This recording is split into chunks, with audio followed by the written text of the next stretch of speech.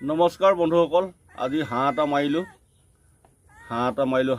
হাঁহ বহুত দিন খোৱা নাই কাৰণে এই হাঁহ এটা মাৰিছোঁ।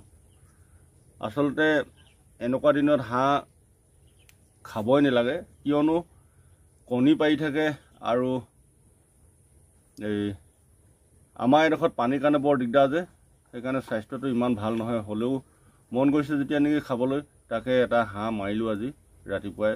দুপৰীয়া সাঁজ খাম ভালকৈ, লগত কি দিম আপোনালোকক দেখুৱাই থাকিম দেই। অকল এয়া ভাজি উলিয়াই দিলোঁ, কোমোৰা, আলু, হাঁহ মাংস ধুনীয়াকৈ। এতিয়া ভাত খাম আৰু আপোনালোকক দেখাই থাকিম ধুনীয়াকৈ দেই। বন্ধুসকল, ভাত খাবলৈ লৈছোঁ। আপোনালোকে যদি খোৱা নাই খাই লওক, টাইম হ'ল। মোৰ কিন্তু অকণমান আজি দেৰি হ'ল, টাইমটো এডজাষ্ট কৰিব নোৱাৰিলোঁ।